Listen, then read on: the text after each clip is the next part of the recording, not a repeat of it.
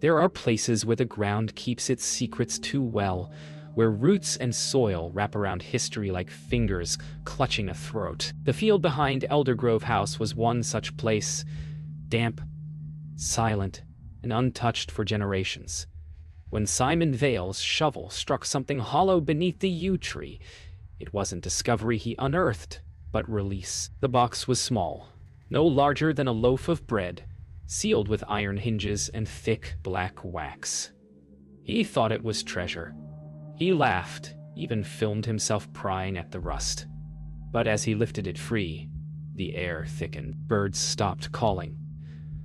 The soil beneath him shuddered once, like an exhale from something buried too long. They say what's buried beneath the yew is never meant to rise again. 2 days later, the footage surfaced online. Shaky, amateur, uploaded from an anonymous account titled, "Found Under the Yew."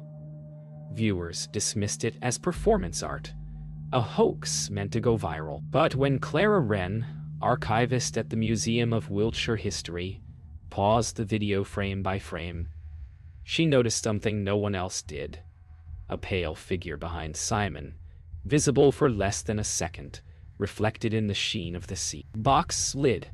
Her curiosity overrode sense. She tracked him down, her emails unreturned. The address led to an empty cottage, the door still unlocked. A shovel leaned neatly by the wall. The soil on the floor was damp. When she contacted Dr. Elias Hart, his tone was cautious. He'd heard of the box before. A local legend passed between parish archives and whispered among historians. A box sealed beneath a yew to trap a voice that would not die. "Don't open it," he warned, "or you'll give it a mouth again." Clara laughed nervously. They arranged to meet at the museum the next morning. But that night, she woke to her phone ringing once, then falling silent. No number, just the faint sound of soil shifting, recorded on her voicemail. By dawn, the museum's archival wing smelled of rain-soaked parchment and old wood. Dr. Hart arrived carrying an armful of files, each marked with the same sigil, a silver cross surrounded by curling roots. Together they examined 18th century sketches depicting the box design: oak, silver, and bone. "It wasn't meant to be a container," Hart murmured. "It's a mouth that remembers." Outside, thunder rolled over Wiltshire's flat fields, and the power flickered once before stabilizing. At sunset, Clara found herself driving toward Eldergrove House. The road narrowed into a single lane, bordered by hedgerows heavy with mist. The GPS faltered, replaced by static and a faint, rhythmic tapping. When she arrived, the field was already half hidden by fog, the pit filling slowly with rainwater. She swore she heard someone humming. Then she saw it, the jewelry box, resting on the mound where Simon had dug, untouched, yet no longer sealed. The deeper Clara and Dr. Hart delved, the less the box seemed a mere artifact and more a record, a vessel for memory itself. Parish documents from 1723 spoke of a noblewoman, Lady Margaret Almsley, who had been accused of witchcraft after her husband's death. Witnesses claimed she tried to bind the voice of grief inside a vessel of silver and oak. The record ends abruptly after her excommunication, but a marginal note remained. The box was sealed under yew with the silence of her name. Clara traced the handwriting with her fingertip. The ink had bled like dried veins. For the first time, she wondered whether silence was the last line of protection, not superstition. Hart led Clara to the local parish archive, its corridors lined with sealed cabinets. The clerk on duty refused to touch the Almsley records, insisting the documents had already been checked out by someone who never returned them. Inside the reading room, dust shimmered in narrow shafts of light. Hart unrolled a charcoal sketch, a portrait of Lady Margaret, drawn posthumously. Her gaze was turned away, the artist's note beneath it reading, "The woman would not face the living." Clara's hand trembled slightly as she lifted the tracing paper. The next morning brought rain and discovery. A single remaining page from the estate's inventory described a box of oak and silver wrought by Lady Margaret herself. It noted the inclusion of bone and hair as tokens of binding. Hart's voice faltered as he read aloud. Human bone. Not symbolic, then. Clara felt her stomach knot. The handwriting was fine, elegant, identical to that of the parish note sealing her name. She looked up at the window pane, and for an instant, a pale outline, a woman's reflection, stood behind her in the glass. Later that day, Hart retrieved a long-forgotten reel from the museum's audio vault. An interview recorded in 1952 with a farmer who'd unearthed fragments of silver under the same yew tree. The man's voice was steady until the final minutes when he began to cry softly, repeating, "It called for her." The voice wanted her back. The tape ended mid-breath as the reel spun out. Clara noticed a faint rhythmic tapping, the same pulse she'd heard on her voicemail. It was as if the sound itself were remembering. At twilight, Clara and Hart visited Elder Grove's ruins, guided by faint coordinates scrawled in a letter attached to the 1723 archive. The foundations were half swallowed by ivy, the garden overtaken by yew roots splitting the old stone walls. In the center, beneath a collapsed archway, the soil was freshly disturbed again, as though someone had already been digging. Hart bent down, brushing aside mud, uncovering a cracked fragment of silver inlay. Clara stepped back. The hum returned, faint but unmistakable, rising through the earth. By the week's end, the jewelry box had been transferred to the museum's secure storage. The curator labeled it simply, Artifact Hash 4119. Provenance unknown. But within hours of its arrival, the humidity sensors began to fail. The temperature dropped 3 degrees. A camera placed in the storage room caught brief distortions, a flicker of movement near the glass case, though no one entered. Clara watched the footage on repeat, her reflection merging with the shadow in the screen's glare. She told herself it was nothing, that exhaustion made ghosts from pixels. Yet, somewhere between frames, a shape breathed. Dr. Hart reviewed the same footage later that night. Alone in his office, the static on the recording seemed to pulse, whispering faintly in an unfamiliar cadence. When he slowed the playback, words emerged. Fragmented syllables forming what sounded like prayer. Then, plea. He scribbled phonetic notes on paper, realizing too late that the language was neither Latin nor English, but a hybrid of both, a tongue meant only for ritual. The light above his desk flickered once, and for a breath, the room filled with the smell of wet soil. When Clara arrived the next morning, the storage case was open. The lock bore no sign of tampering, yet the glass was frosted from the inside. Within, the jewelry box sat ajar, as if breathing. The air was thick, heavy with a scent like burnt lavender and iron. As she approached, a fine whisper trembled through the vent system, syllables soft and unbroken, repeating her name in a voice not her own. She froze. The voice came from within the box, each word accompanied by the faintest echo, like something speaking through water. Hart tried to rationalize it. Atmospheric pressure, vibration, psychological suggestion. But the audio files told another story. The frequencies embedded in the recordings defied pattern, alternating between tones below human hearing and abrupt spikes resembling speech. He slowed them down, isolating the waveform. The shape resembled a heartbeat. When reversed, the pattern translated phonetically to a single word: return. Hart stopped the playback. The word echoed once, though the speakers were off. That night, the box influence reached beyond the museum. Simon Vale, unseen since his discovery, appeared at Clara's flat door. Gaunt, hollow-eyed, his voice almost gone. "It's still open," he rasped. "And it wants to be heard." He collapsed before finishing the sentence. Clara called emergency services, but by the time they arrived, Simon was silent, staring upward lips moving without sound. Later, reviewing her hallway camera footage, she saw what she missed in real time. A second figure behind him, stepping into the dark as he fell. Hart couldn't sleep. The recordings refused silence.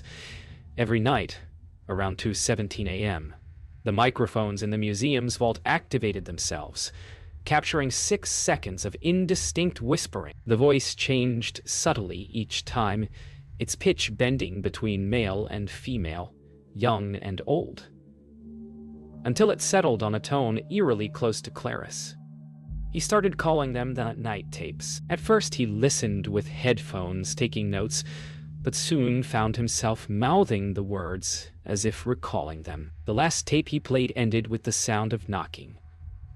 3 slow taps, then one more, softer, as though coming from inside the recorder. Clara arrived the next morning to find Hart's office locked from the inside. When security forced the door, he was seated motionless at his desk, staring at a paused frame of footage. The timestamp read 2:17 a.m. Clara played the clip. The vault appeared empty, save for shifting light across the case glass. Then, a pale outline, unmistakably feminine, leaned close to the camera lens. For a fraction of a second, the image resolved into clarity, Lady Margaret's eyes meeting the lens directly, unblinking. The file ended abruptly, corrupted beyond recovery. That night, Clara took the recordings home. She shouldn't have. The whispering began before she pressed play, faint but distinct, resonating through the walls of her flat. When she finally started the tape, the sound aligned perfectly with her own breath, echoing it half a second late. She froze, realizing it wasn't playback. It was response. The voice repeated her words as she spoke them, slightly distorted, like speech reflected from water. Then the lights dimmed and her reflection in the window smiled, though she hadn't. The following morning, Hart reviewed the new files Clara sent. Each recording now contained additional layers, distorted breathing, creaking wood, and a faint female voice humming a lullaby. He ran spectral analysis on the sound and froze when the software generated a waveform shaped like an ornate oval locket. Within the visualization center, a heartbeat rhythm. Hart stared at the screen until the hum started again, low and physical, vibrating the air around him. He realized it wasn't from the speakers, it came from the box itself. That night, security footage captured its final recording. The museum lights flickered once, then failed. The vault door opened without key or hand. A shape entered, indistinct, moving like shadow through mist, and approached the jewelry box. When the emergency lights blinked back on, the case was empty. Hart's voice, faint and shaking, filled the audio track. "It's here. It never left her." The screen cut to black mid-sentence. When morning came, the vault was empty. Both the box and Dr. Elias Hart were gone. When morning came, Clara found Hart's office abandoned. His coat still hung by the door, tea gone cold on the desk. The security team swore the vault remained sealed through the night, yet the box was gone. Clara opened his notes, page after page of erratic handwriting, looping over itself, spelling the same word endlessly. "Return." On the final sheet, a sentence curved in jagged ink. "She remembers your voice." Outside, rain lashed the museum windows in rhythmic pulses, 3 knocks, then one softer. The pattern from the recordings. That night, she dreamed of a corridor lined with mirrors. Endless reflections repeating her face in smaller, more distorted forms. In each, the expression changed. Curiosity, fear, then silence. When she woke, the jewelry box sat on her bedside table, wet with condensation though her windows were closed. Inside lay 2 objects, a shard of mirror and a silver locket wrapped with human hair. Her reflection in the fragment shifted half a beat out of sync. Then it spoke, her voice perfectly duplicated. "You opened it." Clara brought the box to the museum's observation lab, determined to destroy it. The moment the lights flickered on, a low vibration trembled through the air. Every reflective surface, the monitors, the metal trays, the glass panels, began to ripple faintly. The whispering returned, clearer now, layered with dozens of voices blending into one plea. "Let me out." Her reflection on the screen turned its head, while hers stayed still. The air grew heavy, the hum deepening to a heart. Then the mirror shard in the box cracked on its own, releasing a burst of cold mist. The mist filled the lab until only the table remained visible. Then, from within it, a shape coalesced, not solid, but moving like cloth underwater. Lady Margaret's voice echoed from all directions at once. The silence was mercy. Clara stumbled backward as the lights shattered one by one. Every monitor blazed white, showing the same image, Hart standing motionless behind her, eyes vacant. She turned. Nothing. When she faced the screens again, the reflection of herself was gone. Only Margaret's face remained, lips moving soundlessly. Clara awoke on the museum floor, the box gone, her hands streaked with soil. Footage later revealed she had walked barefoot into the storm and returned hours later, empty-handed. When questioned, she only whispered, "It's buried again." Investigators found a fresh mound beneath the yew tree where Simon first dug. No shovel, no footprints, just churned earth, still warm. The rain fell softly over the field, washing away her tracks. Somewhere beneath the roots, the faint echo of breathing could still be heard. For 3 days, Clara did not speak. The museum staff found her sitting in the restoration wing, motionless before an empty display pedestal. Every attempt to move her was met with resistance, a calm, deliberate stillness. Her eyes tracked unseen movement as though listening to something beyond the room's air. Audio devices recorded faint breathing, but none from her. When they replayed the footage later, a whisper filled the silence. "She's keeping it quiet now." The voice was Clara's, but slowed, deeper, almost reverent. A specialist from the university attempted to debrief her. He spoke gently, sliding photographs of Hart, Simon, and the jewelry box across the table. Clara blinked slowly, her gaze fixed not on the photos but on the blank wall behind him. Then, faintly, a sound emerged, rhythmic, tapping against the table's underside. 3 knocks, then, one softer. The investigator froze. The sound came from directly beneath her hands, though her fingers hadn't moved. She smiled faintly and mouthed a single word: "Return." That night, security footage from the museum's west corridor showed a single light flickering on, illuminating the empty display room. The jewelry box was back on the pedestal. No one had entered, no alarms triggered. In the footage, a shadow moves across the wall, a silhouette unmistakably shaped like Dr. Hart's. Then another follows, slower, wearing the outline of a long gown. The camera feed dissolved into white static. When the lights returned, the box was closed again, sealed with new wax. By dawn, Clara was gone. Her apartment door was unlocked, her car left idling in the rain. On her desk lay a note written in precise, steady handwriting. "The silence holds." Investigators found soil under her fingernails, identical to the earth from the Eldergrove field. Her phone recorded one final voicemail at 3:03 a.m. The sound of shallow breathing followed by faint humming, the same melody from the night tapes. The last 10 seconds captured a woman's voice whispering gently, "Now you understand." At Eldergrove, the wind carried whispers again. The field had changed. Softer, quieter, the earth undisturbed, except for one shallow depression beneath the yew's roots. Villagers claimed they heard faint singing on still nights, as if the soil itself exhaled memory. The museum sealed its archives. The jewelry box remained catalogued but inaccessible, marked "Do Not Exhibit." In the final report, a single phrase repeated in the margins in multiple hands: "The voice is contained," but the tape's last line disagreed. It breathed, "Not for long." Months passed before the museum reopened. A newly hired curator discovered a sealed evidence locker marked Audio exhibit. Restricted. Inside, she found a single recorder and a transcript labeled Interview #17, Clara Wren. But there was no record of such an interview ever taking place.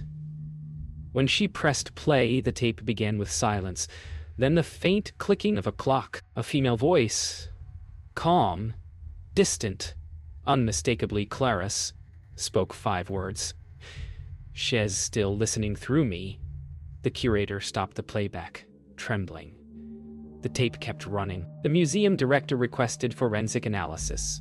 Audio engineers filtered the recording's final minute and found layers beneath Clara's voice, overlapping whispers, like a chorus speaking the same line out of sync. When slowed, they formed a single message. Silence is the seal. At the end of the waveform, one final word appeared in frequencies below human speech, a resonance forming the outline of a face on the spectrogram. The shape was smiling. "More to see." A documentary crew arrived to catalog the Eldergrove incident. During their interviews, lights failed repeatedly, and camera batteries drained in seconds. Reviewing their footage later, they discovered something impossible. In each frame, one reflection showed Clara seated silently in the background, though she was never present. The producer dismissed it as digital artifact, until the crew's lead sound mixer, reviewing the raw track, heard a breath at the end of every take. The same voice whispered, "Closer." Weeks later, the museum's night guard filed his last report. He described hearing footsteps in the empty halls, soft humming drifting from the evidence room. When he approached, the humming ceased, replaced by faint scratching inside the locker. He raised his flashlight. The jewelry box now sat on the floor outside the locker, its lid half open. Inside, beneath the mirror shard, lay a strip of cassette tape. He leaned closer. The strip moved as though breathing. His final transmission recorded only one sentence before the feed cut. "It's recording itself again." The museum stands closed again. The archives sealed, exhibits removed, yet the building hums faintly on quiet nights. Locals say the jewelry box still lies beneath the U. Others claim it's back inside, whispering through walls. What remains are fragments, a voice half trapped, half free, echoing between silence and memory. In the final recovered tape, a woman's whisper fades in and out. If you're hearing this, it means she's listening through you now. The tape ends not with sound, but breath, long, slow, and human.